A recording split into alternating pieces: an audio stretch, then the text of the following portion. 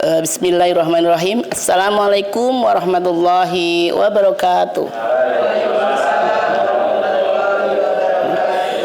Yang kami hormati Bapak Kepala Sekolah SMK Negeri 1 Bantul, beliau Bapak Raharjo, SIP MPD. Yang kami hormati Ibu Agatha Kristianti Manulang selaku pembicara. Yang kami hormati Bapak Ibu Guru SMK Negeri 1 Bantul. Pertama-tama marilah kita panjatkan puji dan syukur kita kehadirat Allah Subhanahu wa taala yang telah melimpahkan rahmat serta hidayahnya sehingga pada siang hari ini kita diberikan kesempatan oleh Allah untuk bisa bertemu, untuk bisa menghadiri acara disiplin sosialisasi disiplin positif di siang hari ini. Salawat beserta salam tak lupa pula kita tunjukkan ke junjungan kita Nabi kita Muhammad sallallahu alaihi wasallam yang telah membawa kita dari alam jahiliyah menuju alam gemerlap yang kita rasakan saat ini. Bapak dan ibu-ibu yang kami hormati, marilah kegiatan pada siang hari ini kita awali bersama dengan baca basmalah. Bismillahirrahmanirrahim. Mudah-mudahan dengan bacaan basmalah acara kita dapat berjalan lancar sesuai dengan yang kita harapkan. Acara yang kedua yaitu sambutan dari Bapak Kepala Sekolah SMK Negeri 1 Bantul, yaitu Bapak Raharjo. Untuk itu waktu dan tempat kami persilakan.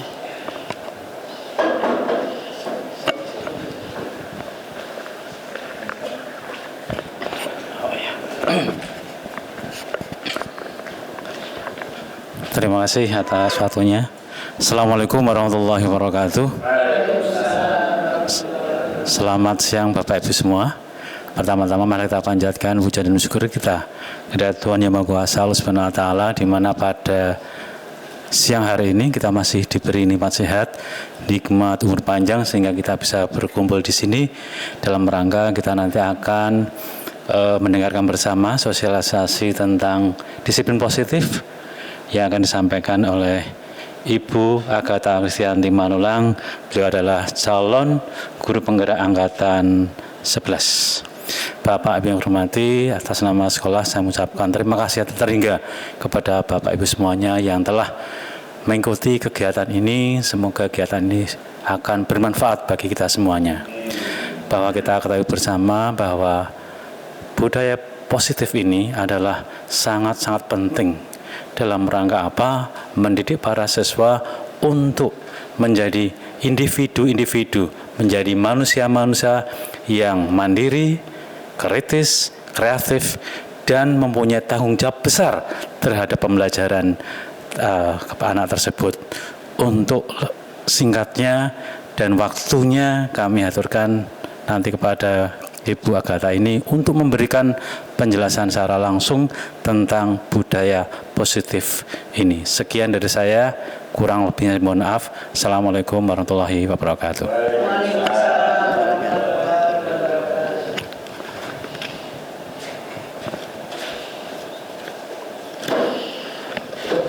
Kami ucapkan terima kasih kepada Bapak Kepala Sekolah yang telah memberikan sambutan pada siang hari ini.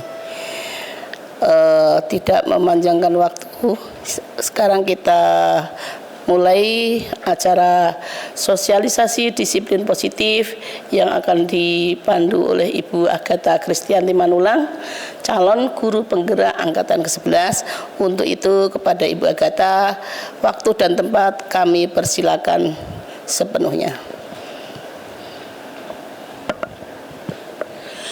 Terima kasih kepada Ibu Murdiasi yang telah memandu kita sebagai MC di kegiatan pada siang hari ini mengenai sosialisasi disiplin positif. Pertama-tama marilah kita memanjatkan puji dan syukur kehadirat Tuhan Yang Maha Kuasa atas berkat rahmat-Nya sehingga kita boleh berkumpul pada siang hari ini di sekolah kita tercinta untuk melakukan tugas kita, dan pada kesempatan saat ini kita boleh berkumpul bersama di tempat ini untuk mengikuti sosialisasi disiplin positif. Pertama-tama yang terhormat Bapak Kepala Sekolah SMK Negeri 1 Bantul, Bapak Ibu guru sekalian yang saya hormati dan saya cintai. Saya mengucapkan terima kasih yang tidak terhingga kepada Bapak Ibu semua, kepada Bapak Kepala Sekolah yang berkenan meluangkan waktunya untuk hadir pada kegiatan pada siang menjelang sore hari ini, yaitu untuk mengikuti sosialisasi mengenai disiplin positif. Ini merupakan bagian dari program calon guru penggerak karena saya sedang mengikuti pendidikan guru penggerak. Baik Bapak Ibu, untuk tidak menunda lagi, ada beberapa poin, ada beberapa hal yang saling mendukung yang perlu kita pahami di dalam menerapkan disiplin positif terhadap murid, secara khususnya secara umum adalah di sekolah. Pertama adalah pembelajaran paradigma baru. Saya yakin Bapak Ibu guru semua sebagai guru sudah paham ya tentang tugas-tugasnya sebagai guru, sudah bisa menempatkan atau menyesuaikan pembelajaran di kelas sesuai dengan tujuan pembelajaran maupun sesuai dengan mata pelajaran yang kita ampuh. Nah, apakah pembelajaran paradigma baru pada saat ini? Apalagi sekarang kita sudah menerapkan kurikulum merdeka. Jadi paradigma baru yang mau tidak mau kita harus menyesuaikan itu adalah pembelajaran yang dirancang berdasarkan pembelajaran berdiferensiasi. Ya, sehingga peserta didik belajar sesuai kebutuhannya berdasarkan tahap perkembangannya yang bertujuan untuk mewujudkan profil pelajar Pancasila. Jadi ada 2 poin yang difokuskan di dalam pembelajaran paradigma baru ini adalah pertama, berdiferensiasi. Artinya berdiferensiasi itu adalah kita memenuhi keberagaman siswa.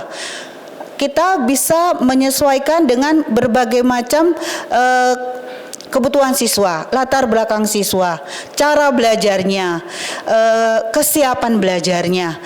Itulah yang disebut dengan pembelajaran berdiferensiasi.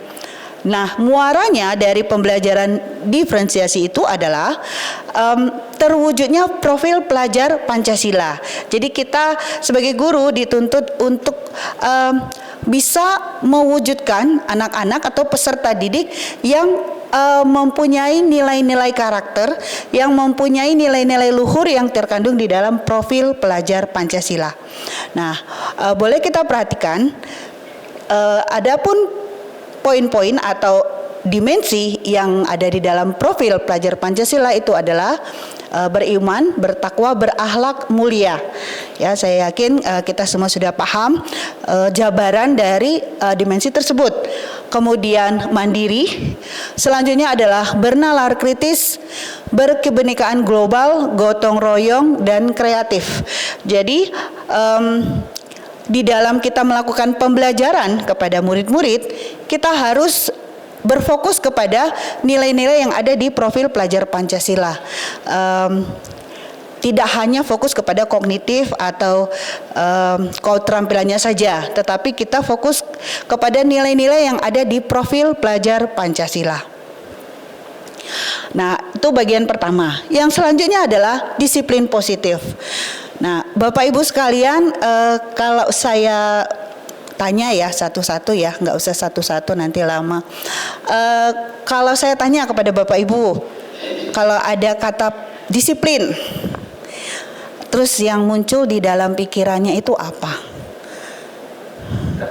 Tertib, ya. Taat pada aturan, betul sekali Ibu. Ada lagi? Apakah yang dimaksud disiplin? Dia akan mencerminkan ketertiban, betul ya Pak? Taat pada aturan. Nah, jadi makna disiplin positif itu, kata disiplin itu sendiri, itu berasal dari kata disiplin yang bahasa Inggris yang artinya belajar. Ya, jadi nanti ketika penerapannya, ketika kita mau menerapkan disiplin kepada anak-anak, kita harus memahami bahwa di dalam penerapan disiplin itu harus ada pembelajaran yang dialami oleh siswa, ada proses pembelajarannya. Jadi secara umum dikatakan disiplin mengacu pada disiplin diri yang memiliki tanggung jawab terhadap apa yang dilakukannya berdasarkan nilai-nilai yang diyakini. Ya, jadi ada nilai tanggung jawab yang yang tersirat di dalam makna disiplin.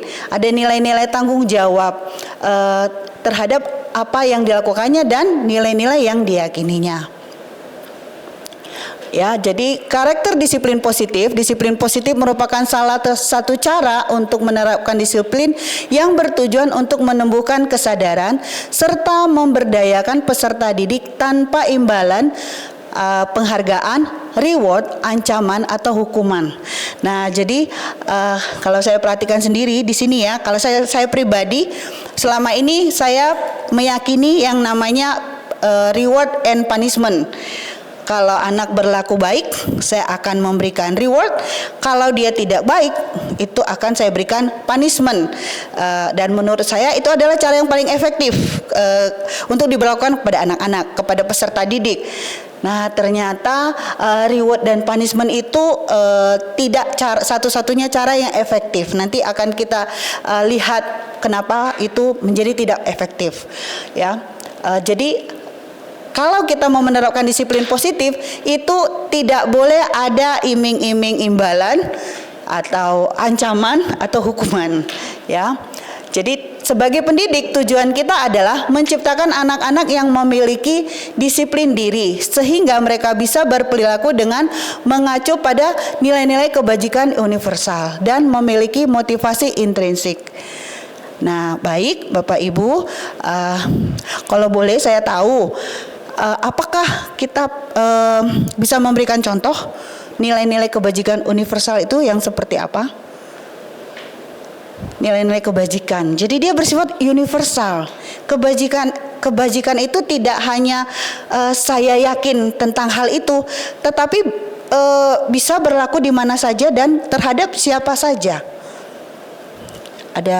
Adakah dari kita yang bisa memberikan contoh kebajikan universal?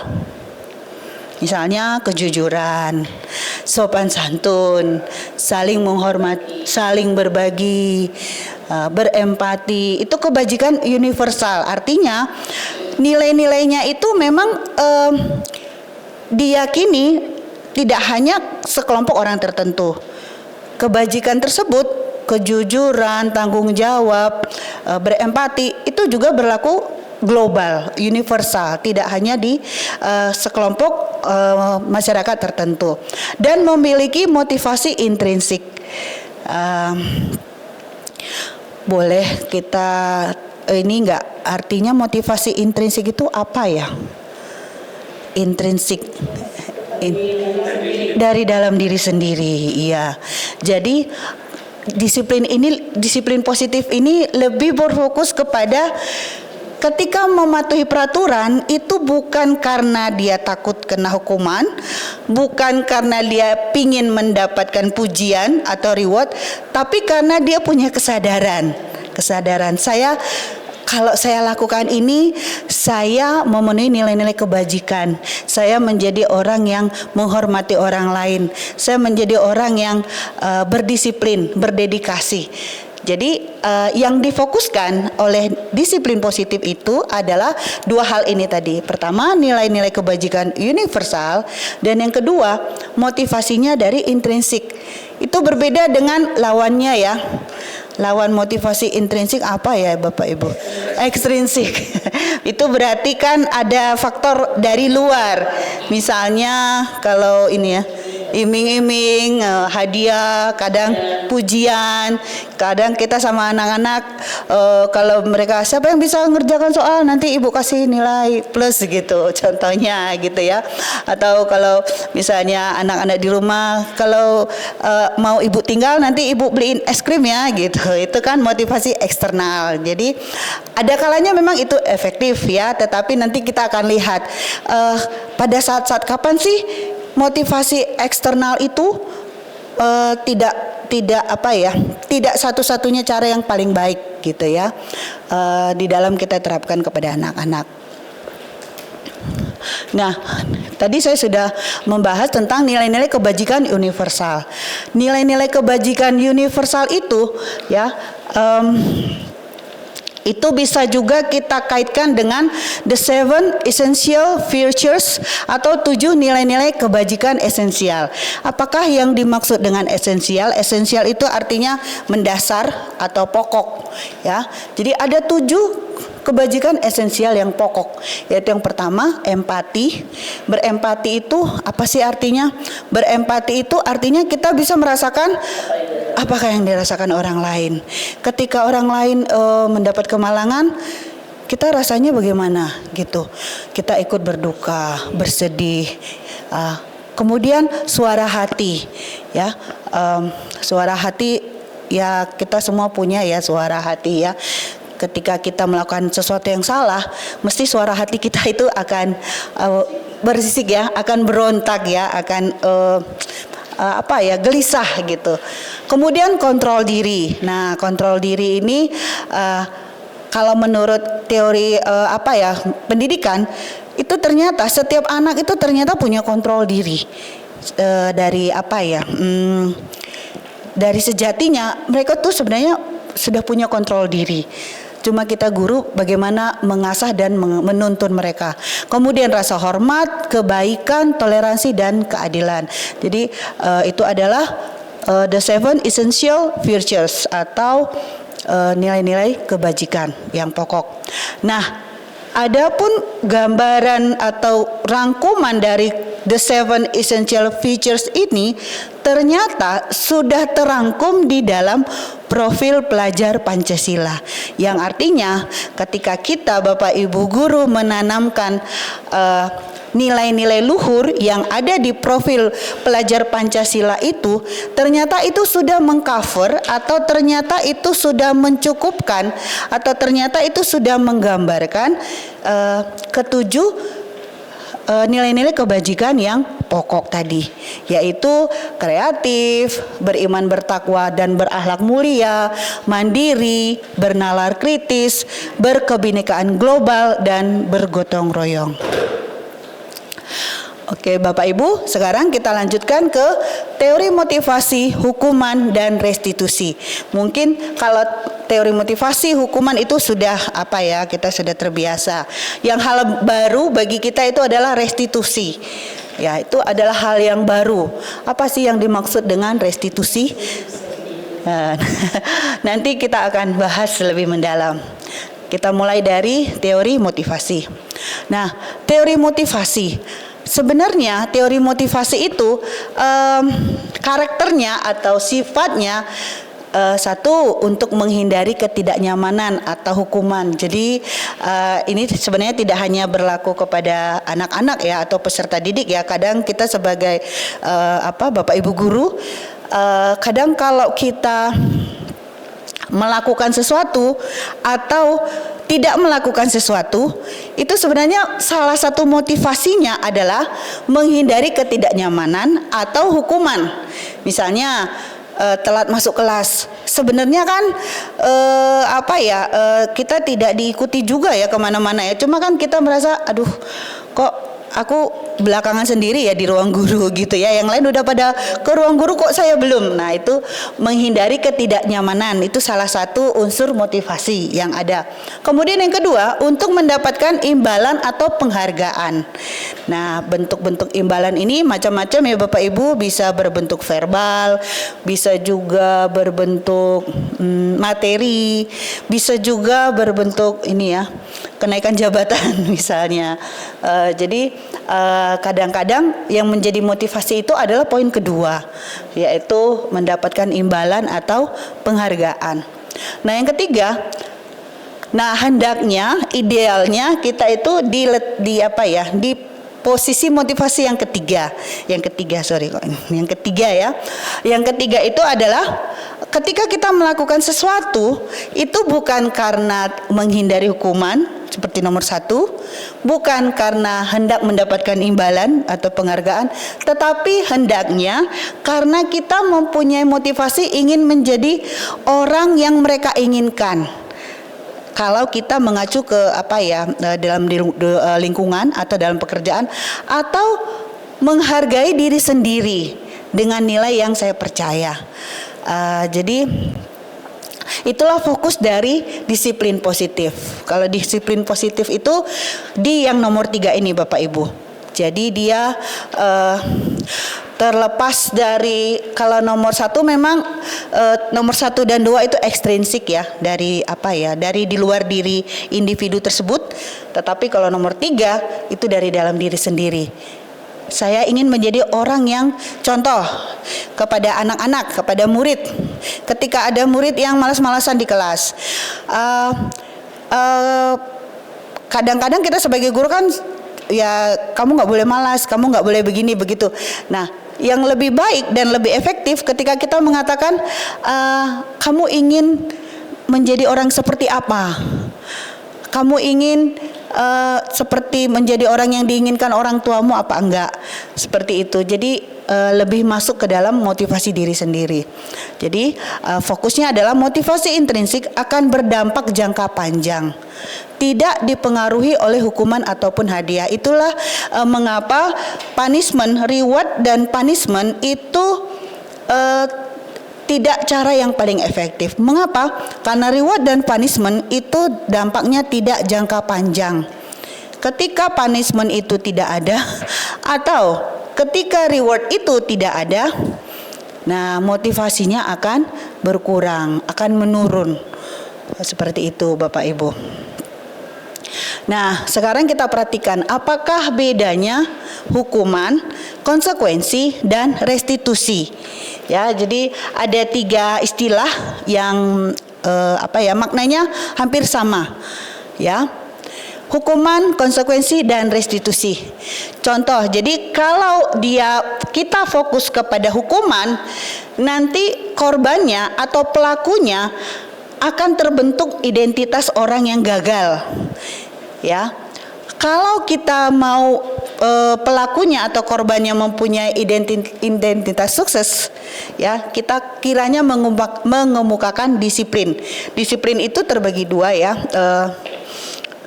2 poin lagi, yaitu konsekuensi dan restitusi. Nah, kalau hukuman itu pertama korban mendapatkan keadilan. Kalau konsekuensi, korban bisa diabaikan. Kalau restitusi, korban mendapatkan ganti. Nah, kalau poin yang kedua, murid atau anak akan tersakiti. Jadi biasanya kalau kita fokus ke hukuman, itu murid atau pelaku atau anak itu akan menjadi pihak yang tersakiti. Kalau konsekuensi, murid atau anak itu dibuat tidak nyaman. Kalau restitusi, murid atau anak mendapatkan penguatan. Nah, itu bedanya. Jadi restitusi itu dia fokus ke teori kontrol. Kalau hukuman itu fokusnya ke mode paksaan. Jadi seperti ada keterpaksaannya. Kalau konsekuensi dia stimulus respon. Artinya ada stimulus, ada respons, ada tindakan, ada aksi, seperti itu. Nah, kemudian sistem tidak akan berjalan bila murid tidak takut. Jadi karakteristik hukuman itu adalah murid menjadi takut, ya. Supaya apa? Supaya sistemnya berjalan. Jadi pelumasnya sistem itu adalah rasa takut murid atau rasa takut anak-anak kalau kita menerapkan hukuman. Nah, kalau konsekuensi memerlukan monitoring dan supervisi terus-menerus dari guru. Sedangkan kalau restitusi, murid belajar bertanggung jawab untuk perilakunya. Ya, kemudian selanjutnya contoh kalimat-kalimat yang berfokus kepada hukuman itu adalah peraturannya adalah kamu harus memakai baju olahraga kalau olahraga. Itu kalau hukuman. Kalau konsekuensi, apa peraturannya? Jadi ada dialog ya. Mampukah kamu melakukannya? Jadi di sini kita sudah memberikan respect kepada murid ya. Nah, kalau restitusi, Apa yang kamu yakini? Apa yang bisa kamu lakukan untuk memperbaiki masalah ini? Nah, seperti itu.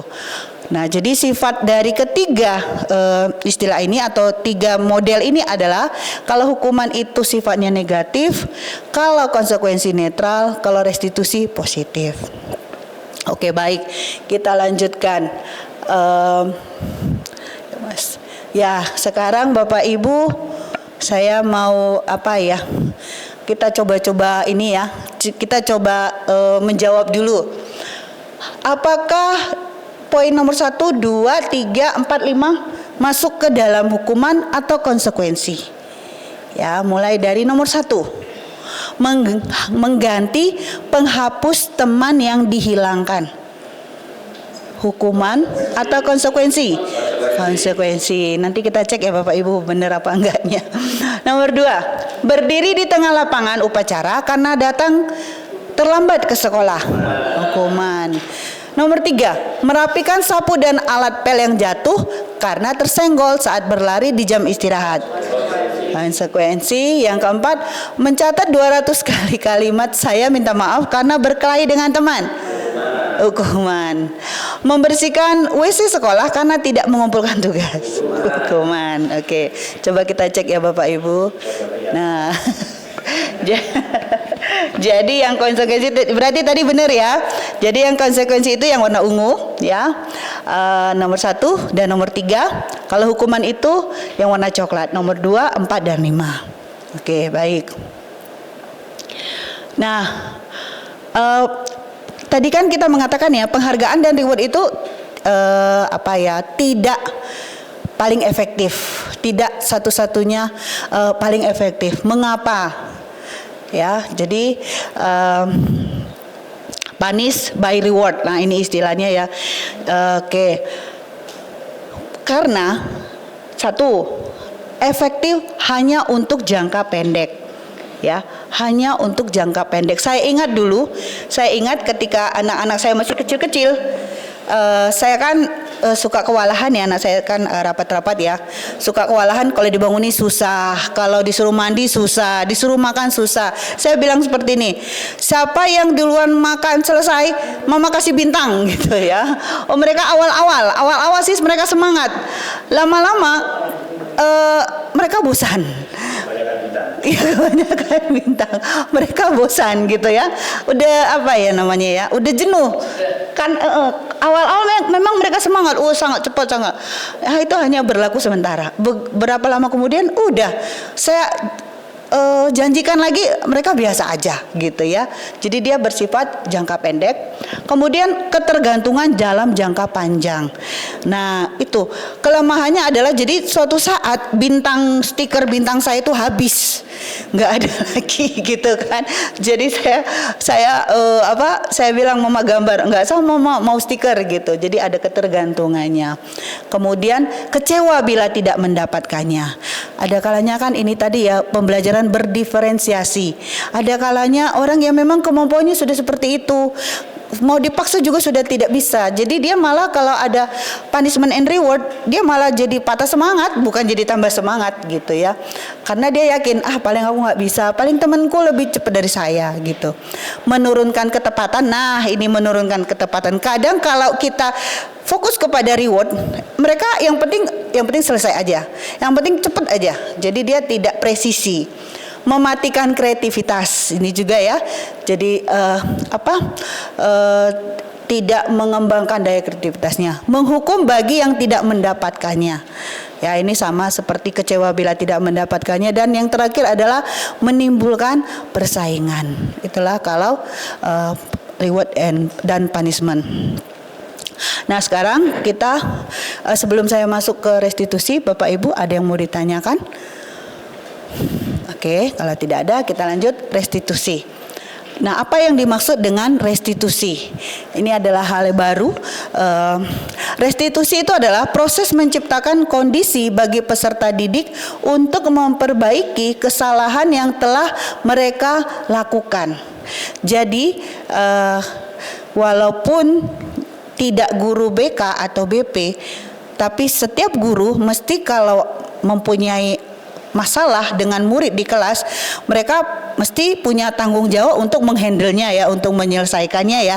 Tidak semuanya harus udah kamu ke BK misalnya, nggak ngerjakan PR udah kamu ke BK, nanti guru BK nanti pusing ya Pak ya. Apa-apa ya Bu ya, apa-apa ke BK. Jadi salah satu tugas murid itu adalah mengatasi masalah murid gitu ya, tugas guru. Nah, cirinya adalah guru mengajak murid untuk berefleksi. Berefleksi itu adalah bercermin, mengevaluasi ya tentang tindakan yang telah dilakukan untuk memperbaiki diri sehingga ia bisa menjadi pribadi yang lebih baik dan menghargai dirinya. Jadi kalau tindakan restitusi ini salah satu cirinya adalah pelakunya nanti tidak akan menjadi orang yang dibully. Tidak ada label atau cap orang nakal. Tidak ada label atau cap orang bandel, anak nakal. Karena apa? Nanti lebih lanjutnya nanti saya akan berikan gambaran di video, dalam bentuk video ya. Selanjutnya, jadi tujuan restitusi adalah bukan untuk menebus kesalahan, namun untuk belajar dari kesalahan. Inilah makna dari disiplin itu tadi. Ketika kita berusaha menegakkan disiplin kepada siswa, hendaknya kita harus ingat poin atau pokok bahwa yang namanya disiplin itu harus ada proses pembelajaran bagi siswa. Yang kedua, memperbaiki hubungan. Jadi ketika kita menindaklanjuti, misalnya ada siswa yang berantem, setelah kita melakukan tindakan restitusi, sebaiknya kedua siswa itu hubungannya menjadi baik, tidak menjadi musuhan. Adalah tawaran, bukan paksaan, menuntun untuk melihat ke dalam diri, mencari kebutuhan dasar yang mendasari tindakan. Nanti kita juga akan membahas tentang kebutuhan dasar manusia. Adalah cara yang paling baik, fokus pada karakter bukan pada tindakan. Jadi ketika kita mengatasi murid yang bermasalah, fokusnya kita adalah karakternya, bukan tindakannya. Ya, kalau saya selama ini kalau ada murid yang salah, ya saya fokusnya ke tindakannya aja. Kamu ini ya, tidak memperhatikan karakternya. Kemudian tujuannya adalah menguatkan, berfokus pada solusi. Fokusnya adalah jalan keluarnya. Yang terakhir, mengembalikan murid yang berbuat salah pada kelompoknya. Jadi hendaknya setelah kita menyelesaikan masalah murid, anak-anak itu tidak dikucilkan. Anak-anak itu karakternya itu dipulihkan. Karakternya itu tidak direndahkan. Seperti itu dengan tindakan restitusi. Nah, Bapak Ibu, kita akan mempelajari kebutuhan dasar manusia. Apakah kebutuhan dasar manusia? Kebutuhan dasar manusia adalah segala sesuatu yang diperlukan oleh manusia untuk bertahan hidup dan mencapai kualitas hidup yang baik. Jadi prinsip dasar kebutuhan dasar manusia itu adalah tidak hanya bertahan hidup, namun juga mencapai kualitas hidup yang baik. Kebutuhan ini bersifat universal, artinya berlaku untuk semua orang di seluruh dunia. Meskipun bentuk pemenuhannya bisa berbeda-beda, tergantung pada budaya dan kondisi lingkungan. Ya. Nah, apakah kebutuhan dasar manusia itu? Kebutuhan dasar manusia itu terbagi atas 4, yaitu pertama penguasaan. Jadi ternyata kita manusia itu kebutuhan dasarnya adalah kita punya otoriter. Kita pingin menguasai, ya. Yang kita kuasai itu bisa bentuk objek konkret maupun abstrak, ya. Kemudian kasih sayang dan rasa diterima. Ya, kalau ini saya rasa kita semua setuju ya bahwa kita semua itu ya butuh kasih sayang dan butuh diterima. Kemudian kebebasan. Jadi kalau kita bawa ke murid-murid, ada kalanya kita guru itu lupa sama kebutuhan yang ini ya, bahwa semua manusia itu punya kebebasan. Kadang-kadang kita guru lupa dengan kebutuhan siswa yang kebutuhan manusia yang poin kebebasan ini. Kemudian kesenangan. Nah, ini juga kesenangan, fun. manusia itu butuh. Jadi ternyata kesenangan itu adalah bagian dari kebutuhan untuk bertahan hidup. Manusia senantiasa berusaha memenuhi kebutuhan dasarnya.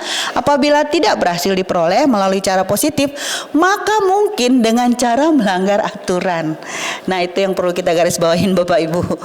Jadi ketika kita nanti menghandle atau menemukan murid-murid yang bermasalah, jangan-jangan dia ingin memenuhi salah satu dari keempat kebutuhan dasarnya. Nah, jadi kan kebutuhan dasarnya itu 4 dan ini semua pokok gitu ya. Kalau kita kan taunya primer, sekunder, tersier. Kalau ini kebutuhan bertahan hidup, artinya keempat-empatnya ini memang penting. Jadi nanti kita akan pelajari bahwa di dalam segitiga restitusi kita akan diminta untuk selalu mengingat bahwa keempat kebutuhan dasar manusia ini itu selalu melandasi sikap manusia di dalam bersikap. Seperti itu. Nah, kita lanjut dengan keyakinan kelas Bapak Ibu. Apakah yang dimaksud dengan keyakinan kelas? Keyakinan kelas itu adalah seperangkat nilai dan prinsip yang disepakati bersama oleh guru dan siswa untuk menjadi pedoman dalam berperilaku dan berinteraksi di dalam ruang kelas.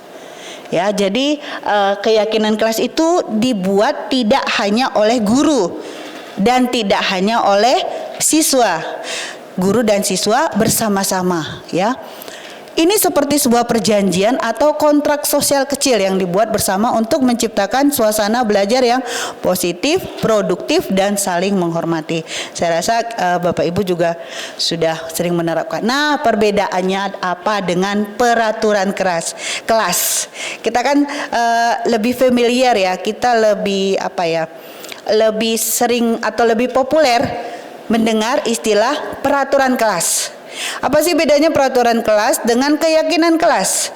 Kenapa enggak peraturan kelas aja, harus ada keyakinan kelas?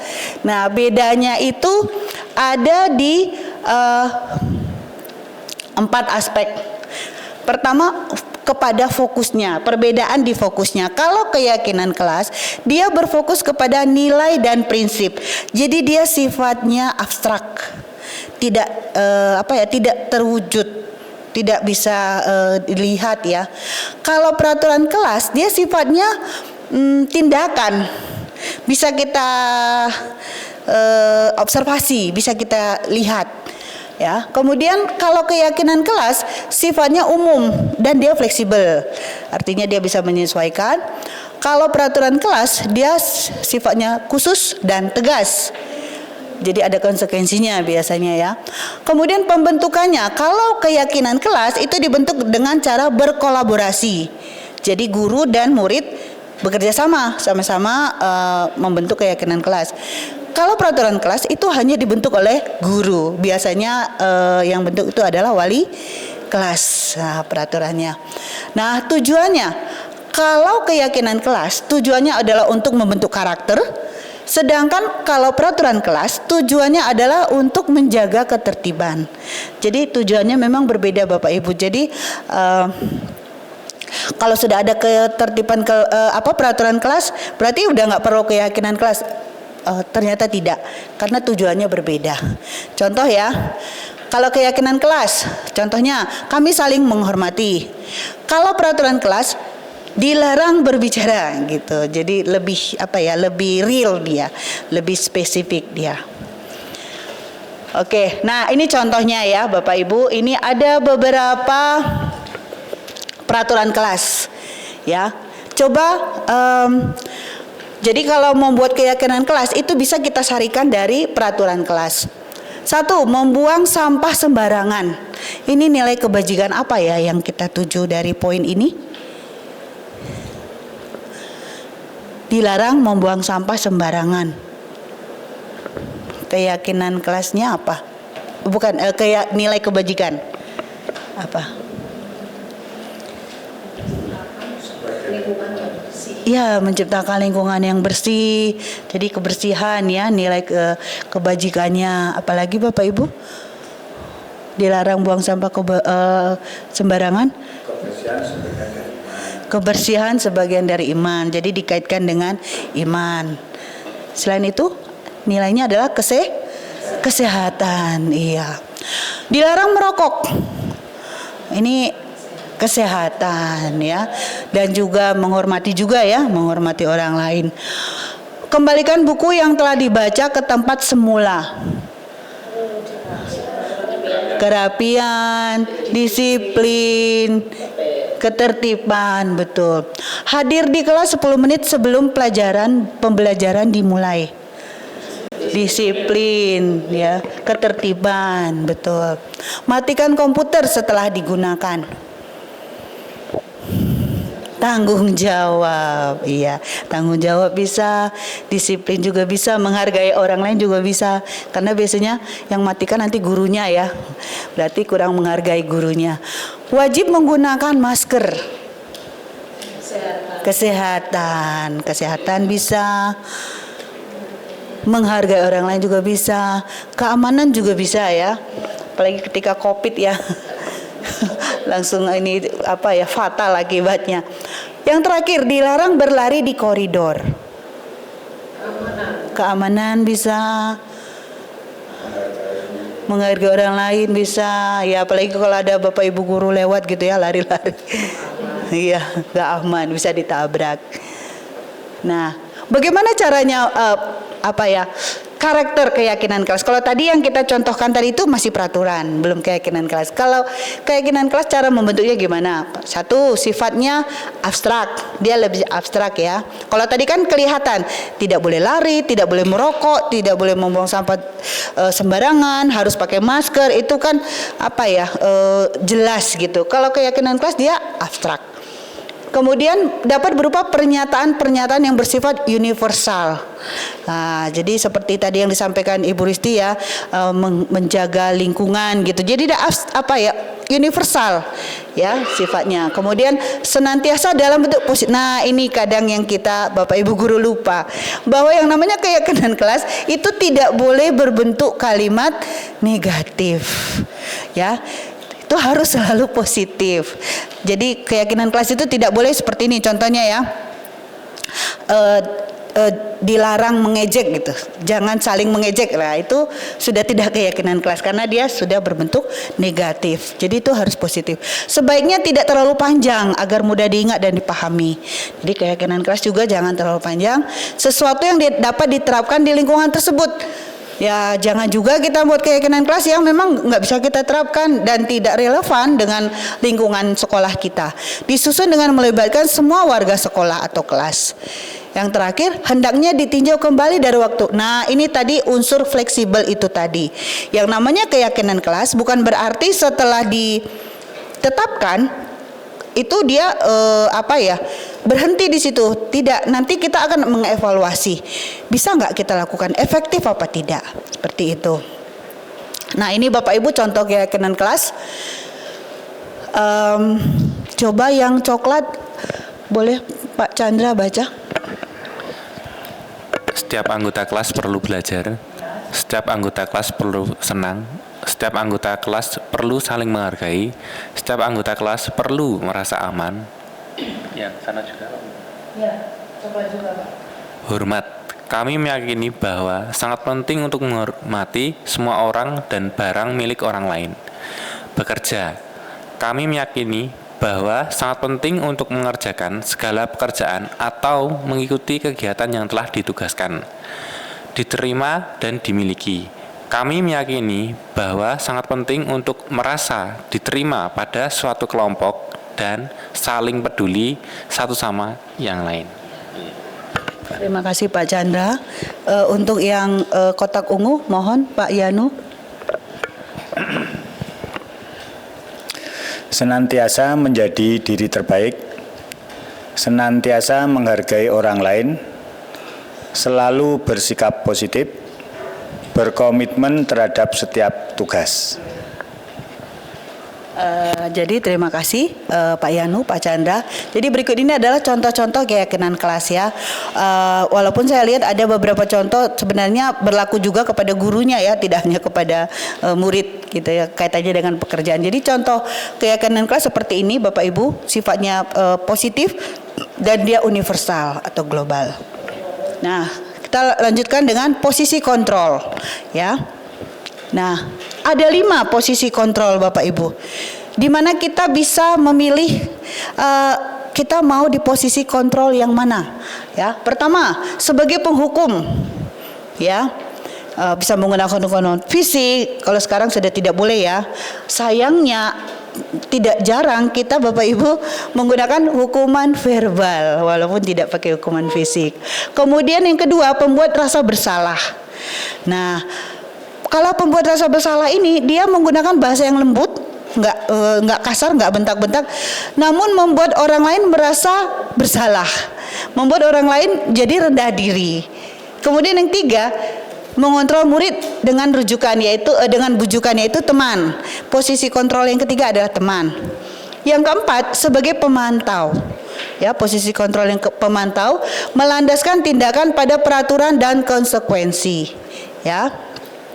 Yang terakhir, manajer, mempersilahkan murid mempertanggungjawabkan perilakunya dan mendukung murid untuk menemukan solusi atas permasalahannya sendiri. Nah, sekarang Bapak Ibu, baiknya kita itu posisi kontrol yang mana ya?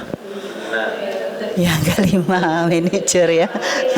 Kenyataannya kita sering kalau nggak nomor 1, nomor 2 ya, atau nomor 4 ya, itu berdasarkan peraturan dan konsekuensi. Jadi biasanya pemantau ini seperti ini. Ibu catat kamu sudah 3 kali nggak ngerjakan PR loh. Nah, itu pemantau, dia punya catatan yang lengkap gitu ya. Nah, itu ya. Nah, walaupun kadang kita sebagai teman, kenapa sebagai teman itu tidak ideal atau tidak paling baik? Nah, nanti kita akan lihat bagaimana.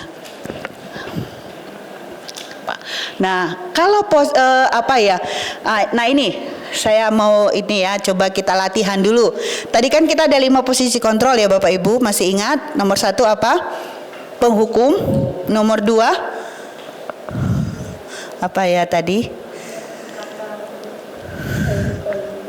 Nomor 2 masih ingat? Boleh ditampilkan lagi Mas, soalnya udah jam-jam kritis ini. Nah, pembuat rasa bersalah. Nomor 3 teman, nomor 4 pemantau, nomor 5 manajer. Nah, oke, kembali Mas. Nah, kita coba latih. Sampai kapanpun kamu tidak akan menjadi orang yang berhasil, itu membuat rasa bersalah. Ya. Kemudian jika masih belum mengerti, nanti saya bantu. Teman. Ya. Jika tidak bisa menjawab pertanyaan ini, maka tidak boleh pulang. Penghukum, ya, ada konsekuensinya. Apa yang akan kamu lakukan untuk menyelesaikannya? Kelima, manajer. Peraturannya apa? Pemantau, iya. Jadi kalau pemantau ini dia bawa buku aturan ya kemana-mana ya. Saya merasa kecewa denganmu hari ini. Merasa bersalah. Iya, seperti itu ya. Jadi yang paling bagus itu adalah yang nomor 5. Apa yang akan kamu lakukan untuk menyelesaikannya? Ya. Nah, jadi di manakah Bapak Ibu saat ini? Itu refleksi sendiri ya, jauh dalam hati sendiri aja. Kadang-kadang ya, termasuk saya sendiri ya, sebagai teman ya, kita ingin menjadi teman. Nah, kenapa sebagai teman itu tidak cara yang paling baik dan efektif? Karena kalau temannya nggak ada, anaknya akan tidak bisa berbuat apa-apa, tidak mandiri. Itulah mengapa kita sebagai guru tidak dianjurkan sebagai posisi teman. Karena akan ada ketergantungan.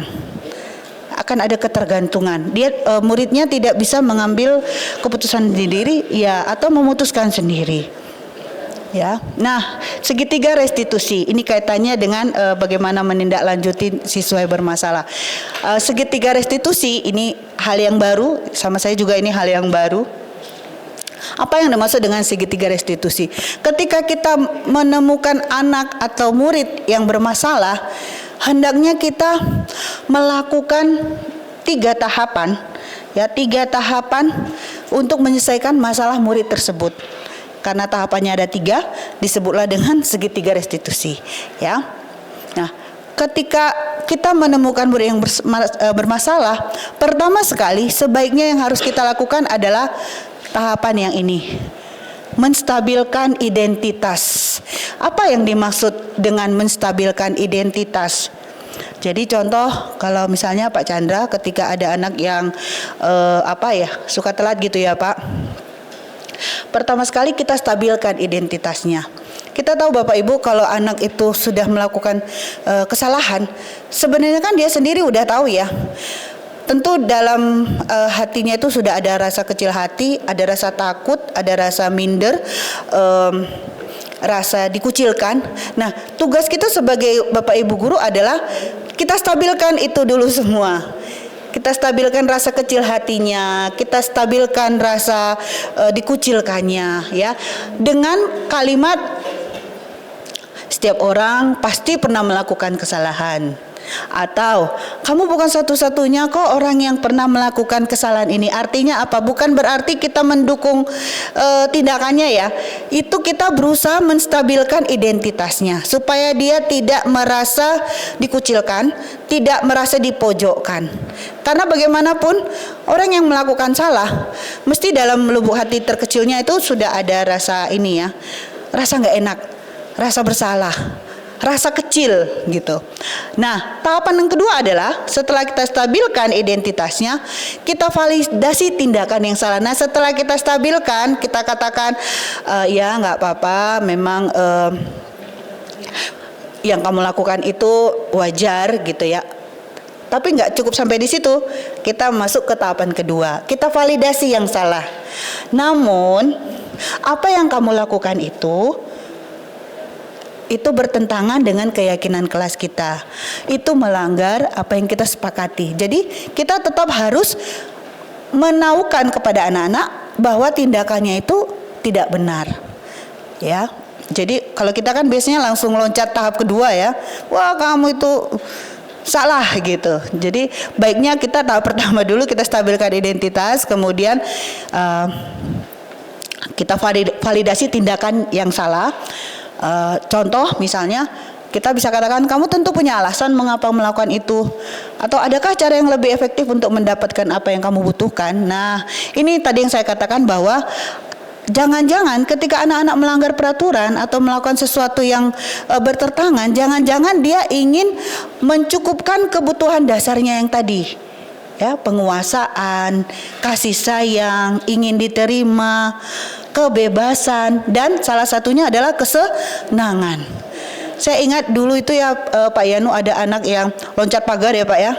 Nah jangan kan kita ini ya kita tegur ya, jangan-jangan ada salah satu kebutuhannya yang pingin dicukupkannya dari yang Pak tadi, penguasaan, kasih sayang, kebebasan, dan kesenangan. Nah seperti itu. Nah yang terakhir, menanyakan keyakinan. Tahap yang terakhir dari segitiga restitusi adalah menanyakan keyakinan. Di sini artinya adalah kita sama-sama dengan anak untuk mencari solusi. Jadi solusinya tidak dari guru. Ya, kita minta anak-anak untuk solusi dari masalah yang ditimbulkan itu apa? Ya, atau kamu ingin menjadi orang seperti apa? Keyakinan kelas apa yang telah kita sepakati. Jadi untuk gampangnya kita kaitkan saja dengan keyakinan kelas yang sudah kita buat. Nah, jadi secara garis besar dari beberapa hal yang saya sampaikan adalah dalam menerapkan disiplin positif, guru hendaknya mampu merefleksikan posisi kontrolnya.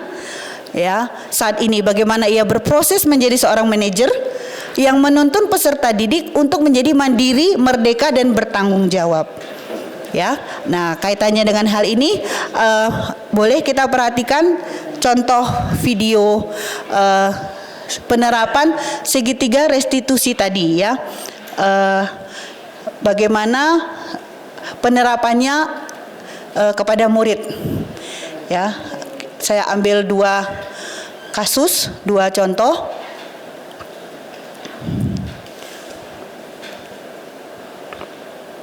Ini kasusnya adalah seorang anak ya, ini kelas 11 AK1 ya.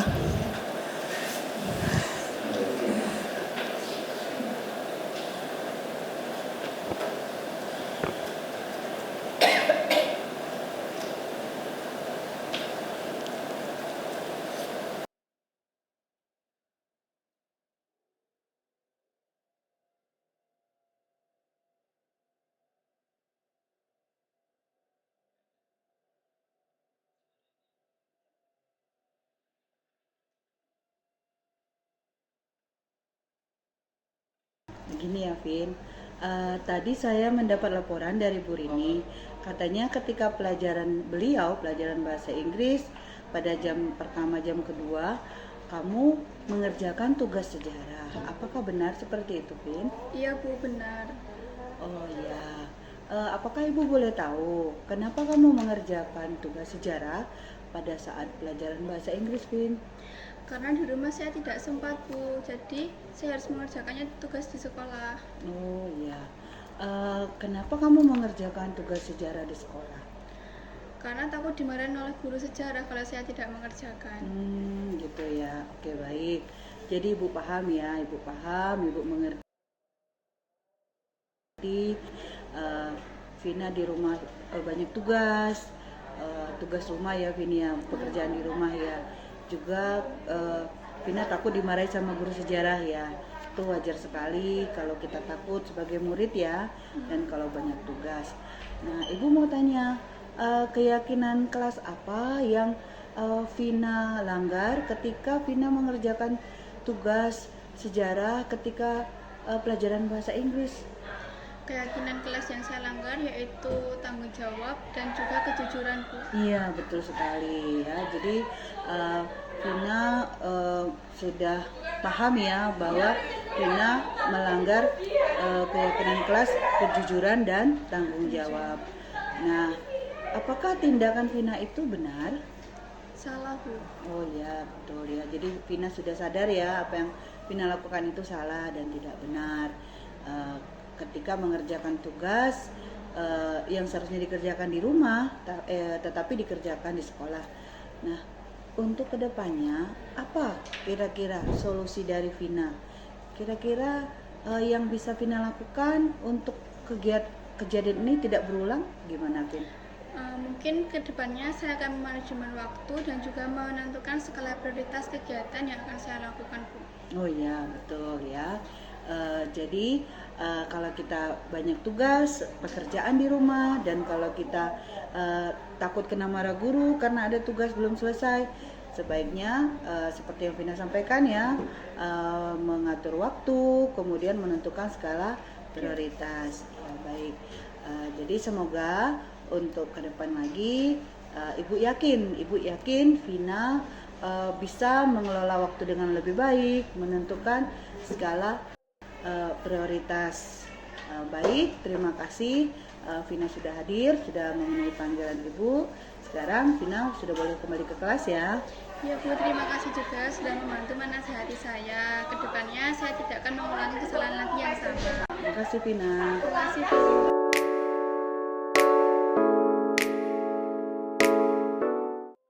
Assalamualaikum warahmatullahi wabarakatuh. Halo semuanya, perkenalkan nama aku Vina. Pada kesempatan hari ini, saya ingin mengucapkan banyak terima kasih kepada Ibu Agatha yang telah membantu menyelesaikan permasalahan saya dan menasihati saya, juga mengingatkan kepada saya tentang pentingnya keyakinan kelas, yaitu kejujuran dan juga tanggung jawab kepada saya. Untuk kedepannya, saya yakin saya bisa menjadi lebih baik dalam memanajemen waktu dan menentukan skala prioritas. Terima kasih Mbak Kata. Ya, silakan masuk Ama.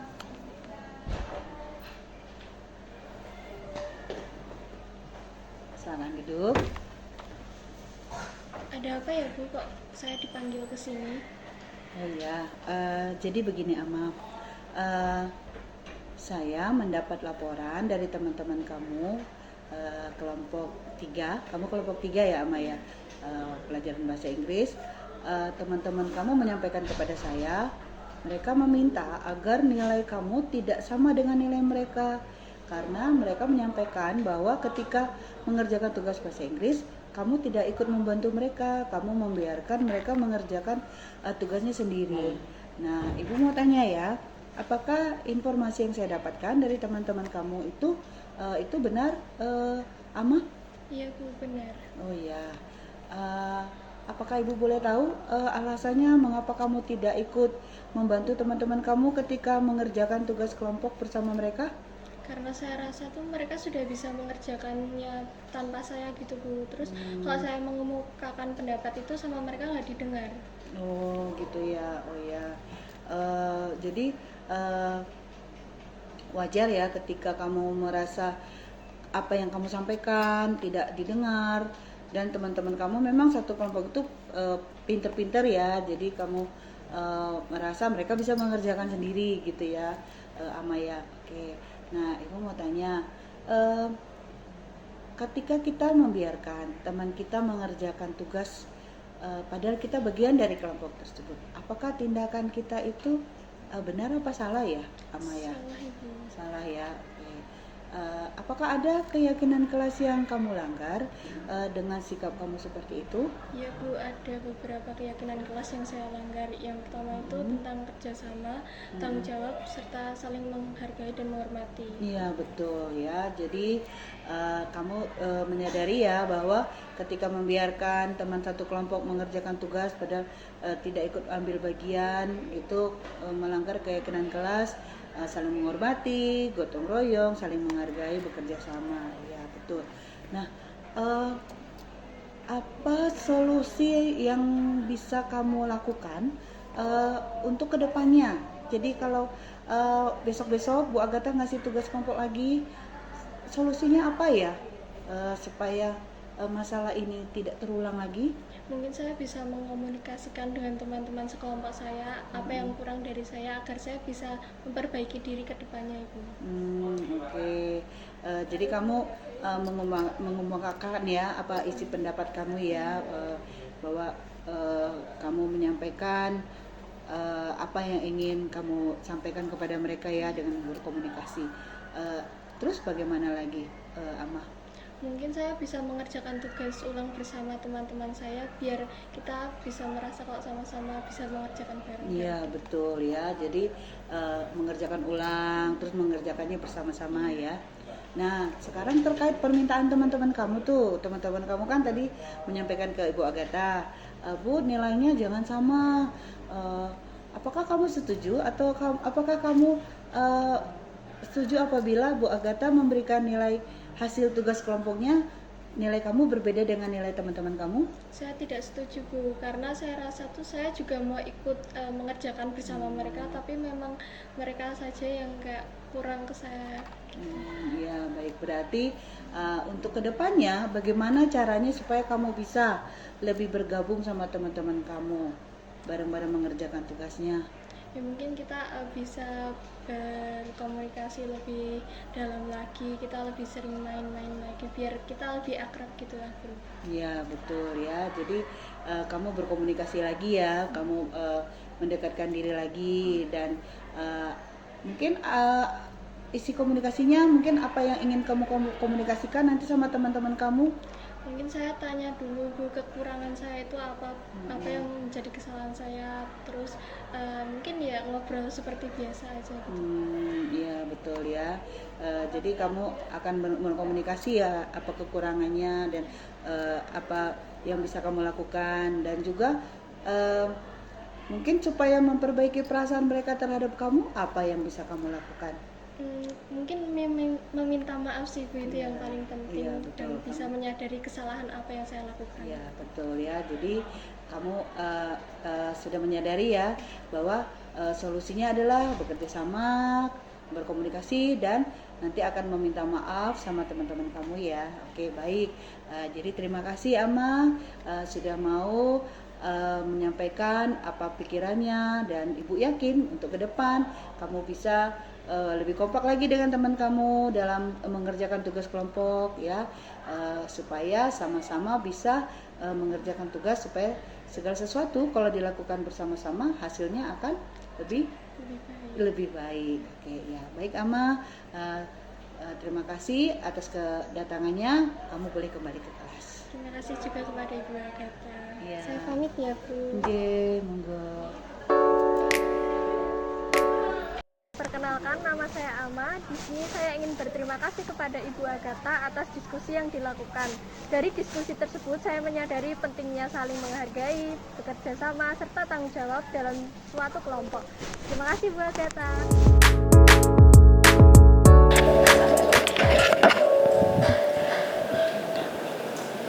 Ya, begitu Bapak Ibu, contoh dari penerapan segitiga restitusi yang bisa kita terapkan kepada anak-anak. Nah, ini terakhir ya, sebelum kita tutup sosialisasi kita ini, saya ingin kita melakukan refleksi ya, yaitu bagaimana kita memahami perasaan pembelajaran dan untuk terapan ke depan. Jadi kita akan menulis 4 hal ini. Apa peristiwa yang kita lakukan sekarang, apa perasaan kita, apa pembelajaran yang kita dapatkan, dan untuk ke depan terapannya akan seperti apa kita terapkan. Monggo Bapak Ibu dituliskan di kertas sticky note dan ditempel di kertas manila di depan. Green board.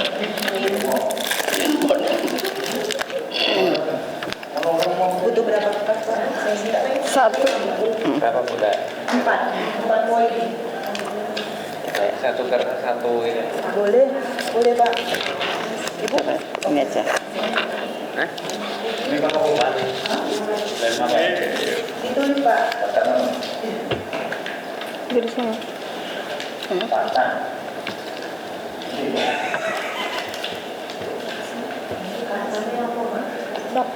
Faktanya ya susah. Misalnya peristiwa yang kita yang sekarang. Yang ada di sekolah ini. Bukan. Sekarang kita sedang mengikuti kegiatan sosialisasi. Oh, fakta. Mengikuti.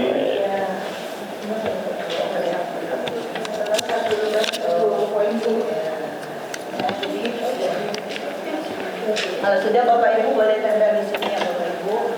Jadi dikasih apa keterangan. Jadi misalnya fakta tulis di bawah. Kertas selanjutnya misalnya feeling atau perasaan. Kertas selanjutnya temuan atau pembelajaran dan terapan. Jadi dikasih keterangannya di atas.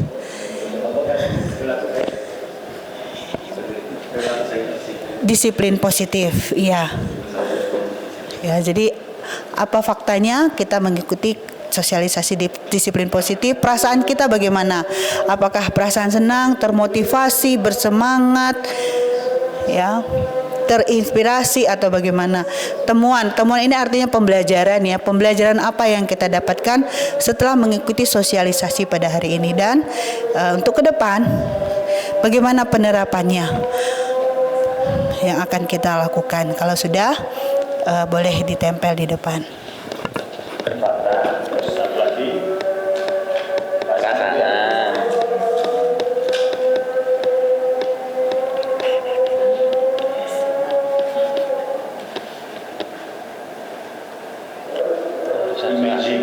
Imaging Ada 4 atau Bu? Ada 4 atau Bu? Ya, ambil aja. Lagi tutup. Jadi satu enggak Bu? Boleh. Ya, nanti. Jadi satu boleh, sendiri-sendiri boleh.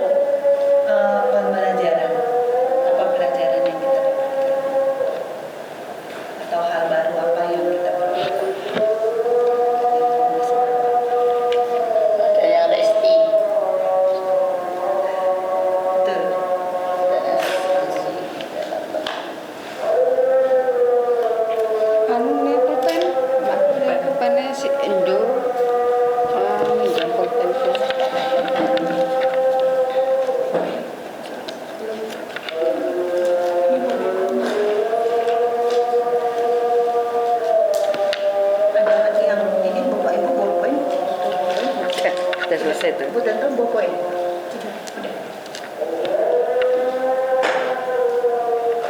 Masa depan apa Bu? Penerapan.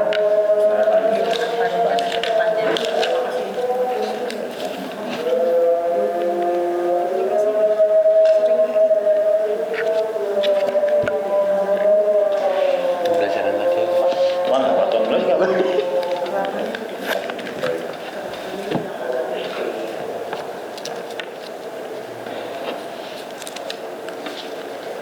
Sudah Bu. Sama Pak. Monggo Pak.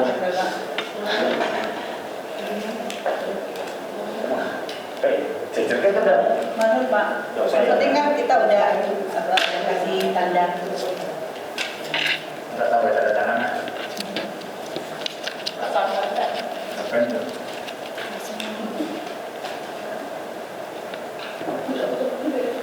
Ya udah, ya apa dia?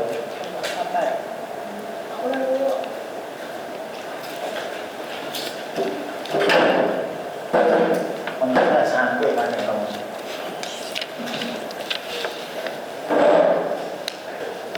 Benar kan kasih saya yang rasa. Mantap.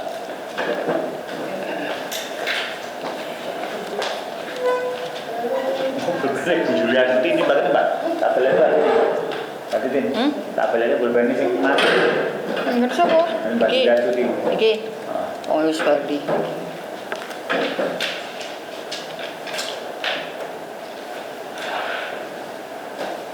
Besok seneng Mbak. Alhamdulillah. Nanti. Ngomong alhamdulillah Mas. Nah, suka tak Bu? Oh, senang-senang Mbak. Susah senang. Jadi strukturnya Terima kasih.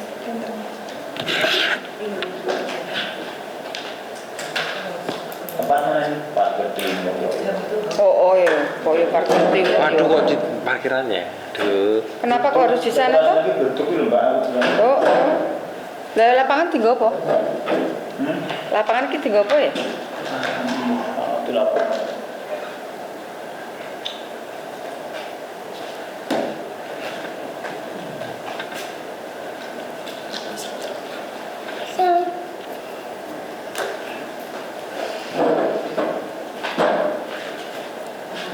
Foto bersama enggak?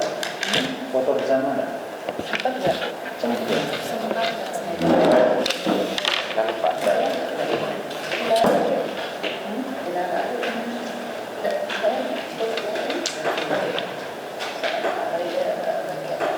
Atas biru, ini biru. Apa atas putih ya? Merah putih kok. Orang bawah hitam, atas putih. Oh. Kudungnya merah. Kok yo arep outbound wae. Apa sih sana abang-abang sama kotamu? Ayo. masih ada tempat yang kosong nggak? Senam di parkir timur. Kalian parkir timur lho, mbok yo ngopo sih, mbok? Parkir biasa nih apa ke lapangan? Mana bentuk lu? Kalau bentuk kena aku. Dan maksudnya enggak keramik kayak pecah apa? Blok. Pulang. Wan, parkir itu di bentukannya pecah. Kalau jauh-jauh sakit.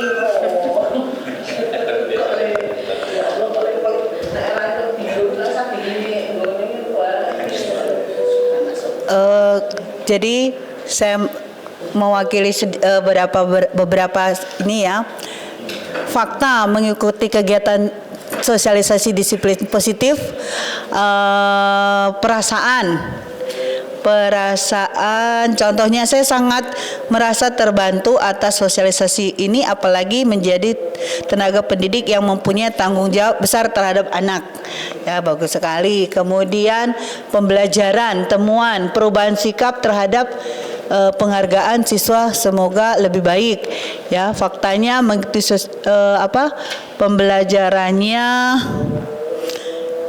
mengenal segitiga restitusi, landasan filosofis dan cara mempraktekkan landasan filosofis restitusi perlu dilengkapi penjelasan atau coaching dan masa depannya penerapannya perbaikan mencapai tingkat lebih baik, belajar menerapkan disiplin positif.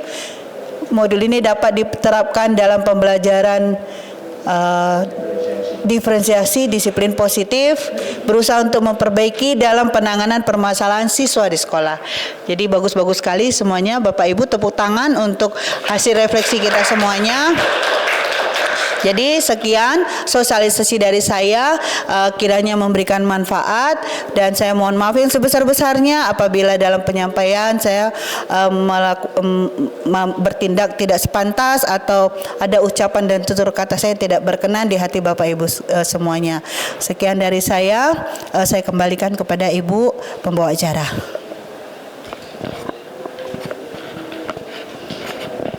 Ya, kita kasih aplaus sekali lagi untuk Bu Agatha.